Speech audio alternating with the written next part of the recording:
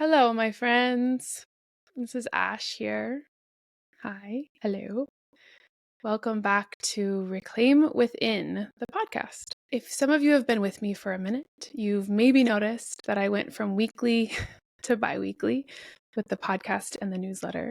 And that's honestly because I've needed to slow down. How about you? Are you needing to slow down out there? Yeah, it's been a really beautiful edge to push to decide to go back to bi-weekly. And it's felt really, really good for my system or for the pace that I feel like I can give the quality over the quantity, at least for now. If this was the only thing I was doing, I know I would be able to do it weekly. Okay, today in this episode, I want to touch on something that is tender and something that we all encounter, whether it's in subtle moments or more overt ones.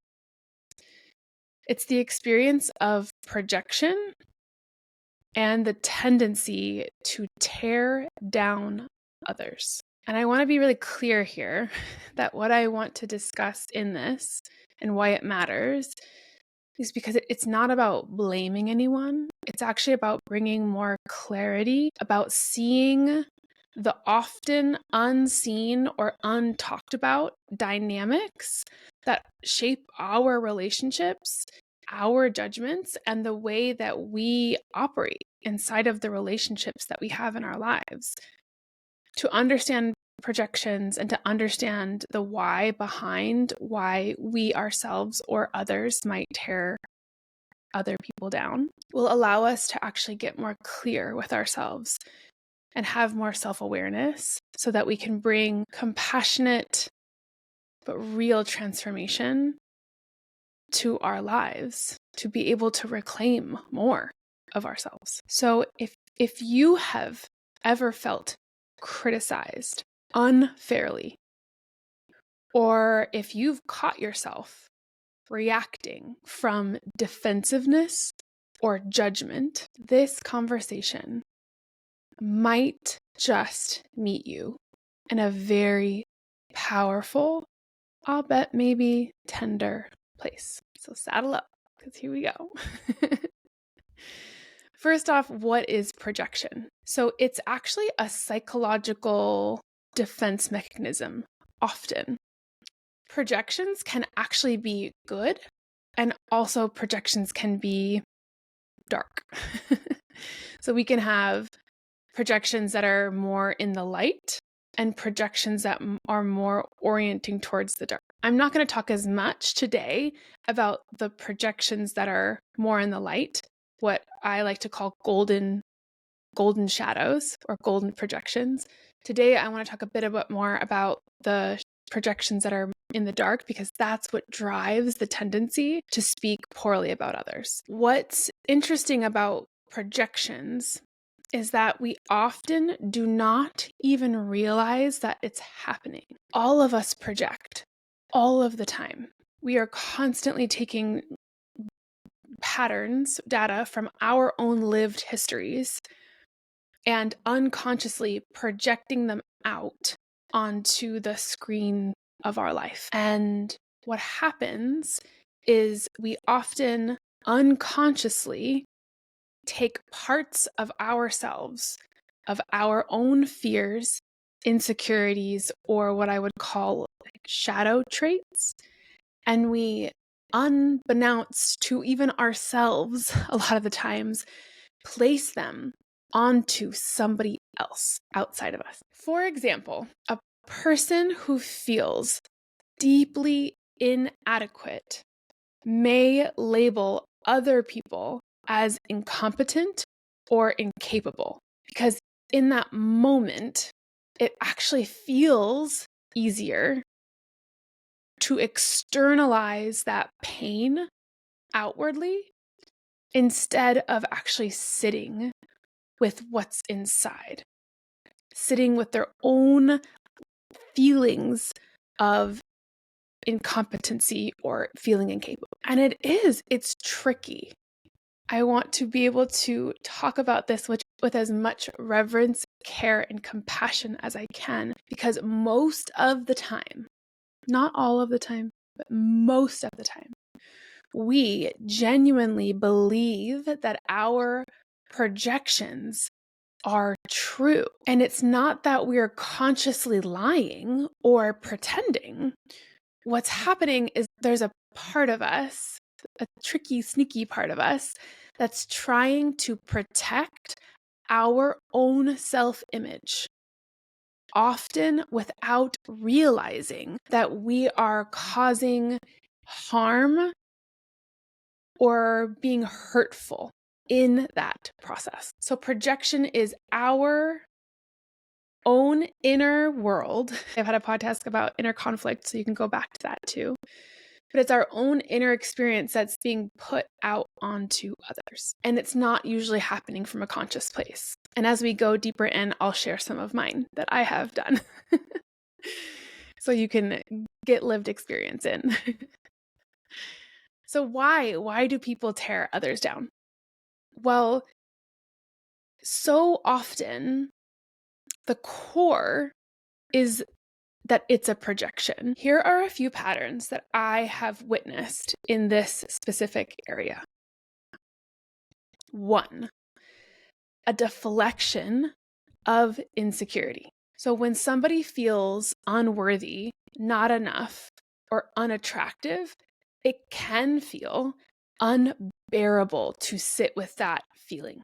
So instead of going inward, they will focus outward and they will criticize someone else's appearance, intelligence, or success. What it does is it actually offers a very brief escape from self-reflection, and it gives the illusion of control. So someone who feels, they might not even, this not even be true, it's just something that they feel inwardly, that they feel unattractive, they might actually harshly judge another person's appearance. But the root is not actually malice, believe it or not. It's usually inner pain being misdirected to self-soothe. Wild, I know. A second pattern to look out for is the need to feel superior. Tearing others down can give us a false sense of elevation. When someone is struggling with a low self-worth or a feeling of powerlessness, pointing out someone else's flaws can feel like a way to actually rise above that feeling of powerlessness. What's hard is that it's not actually true empowerment. It's comparison cloaked as control. And it shows up in really, really subtle ways, like sarcastic jabs, but it also can show up really overtly, like in forms of bullying or gossiping. It also can show up in your inner world conflict. So I've had moments where I've felt very powerless, and I don't speak it maybe out loud, but internally I find a way to make myself feel like I'm not completely powerless in a certain situation, so that I can actually feel like I can get through this. So it can be really, really subtle too. Like we all have had probably hints of this show up in different ways. Sometimes it's projected outward, sometimes it's projected inward. And that's just something that the more we practice reclaiming within, the more we practice our self-awareness, we can kind of see where we show up with all these things differently. Okay, the third pattern to watch out for, and this is one I have personally had to work on a lot. I will call myself out on this one. Avoiding vulnerability. Oh, in my teens and early 20s, I would lash out when I felt exposed. And this is a pattern of avoiding vulnerability. If someone is afraid of being seen too deeply, they might push other people away. Not necessarily with distance, but with defensiveness or criticism, or basically the 4 horsemen. If you know what those are: contempt, stonewalling, criticism, or defensiveness. Those 4 horsemen often show up with this one. It's like building a wall of judgment or defensiveness to actually keep the intimacy out. The more honest we can be with ourselves and the more we can own our own patterns, the easier it is to actually show up with compassion and understanding for others. Really important disclaimer there. But I've also been on the receiving end of having a lot of people speak not kind about me in my life, and it really doesn't feel good. It's very hurtful. And so there's a high cost to these patterns that we are all living in. And to be able to actually take the initiative in our own lives to understand these projections and to understand these tendencies can change family systems, cultural systems. It can change an entire world from the inside out. By doing the inner work here, the cost of these patterns can shift and we can understand and become more aligned with truth, honesty, dignity, and respect. Really beautiful things to align ourselves to. They feel better. All of these behaviors, the ones I've listed and beyond, are all protective behaviors. And in the moment, they actually feel like they're offering you a line of defense or a line of protection. And for the one doing the tearing down, it actually ends up creating isolation. It keeps your growth at bay, and it actually reinforces cycles of insecurity. For the one receiving the tearing down, it plants seeds of self-doubt. It can erode confidence, and it can lead to emotional wounds that linger long after the moment's passed. So it can really erode trust. It can erode deep relationships, friendships, care. And on a collective level, for all of us, the environments that are soaked in criticism, contempt, and competition become really toxic. And they breed more disconnection in our society instead of belonging. There is a path forward. What do we do with all of this? We begin with self-awareness. We begin with creating a sacred pause where we ask, is this reaction mine? Am I seeing this person out there clearly? Or am I seeing myself clearly? Or am I witnessing all of this through a lens of fear or unworthiness? There is so much that can be solved when we cultivate the bravery, which it does require a bit of bravery, to actually show up into the conversation and address it and be able to actually have a different conversation. However, not every single person is able to have that conversation back with us. So a lot of times what happens is we want the other person in the dynamic to have the conversation with us, to get to that resolution, to do the repair. However, they might not be ready.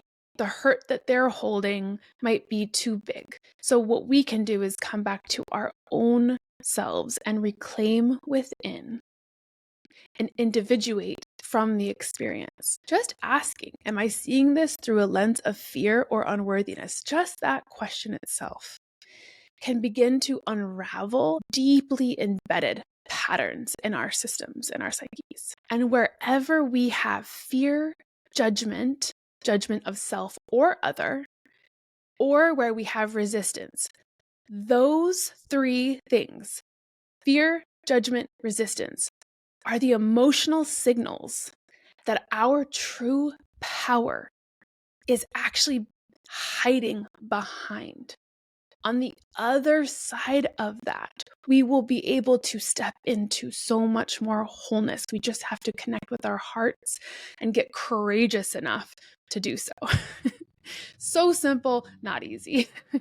From lived experience. Once we can move beyond our own fear, judgment, or resistance, usually we can start to actually find empathy, not just for someone else, but for ourselves. Because every single one of us have gone through insecurities, fears, guilt, and shame in our human experiences. I want to bring this to all of us.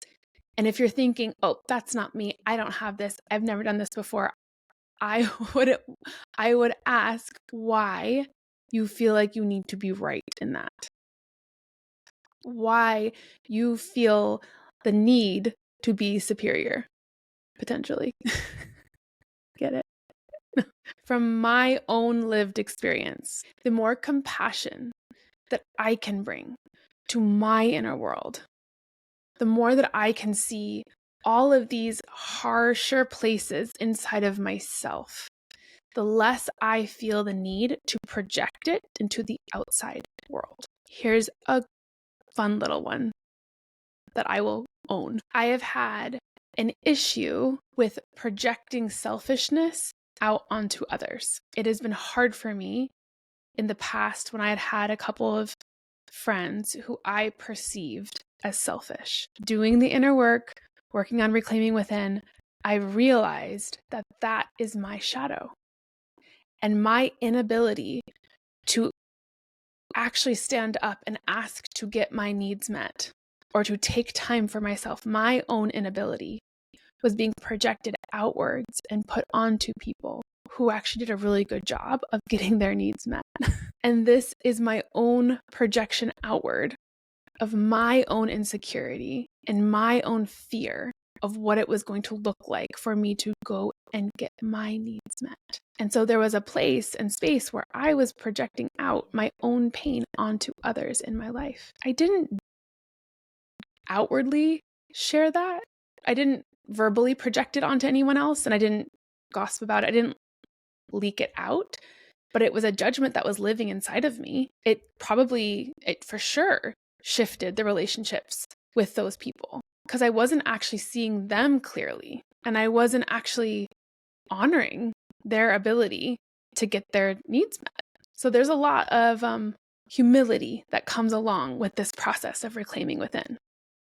The amount of times I have felt humbled in all of these reclaiming processes, it's immense.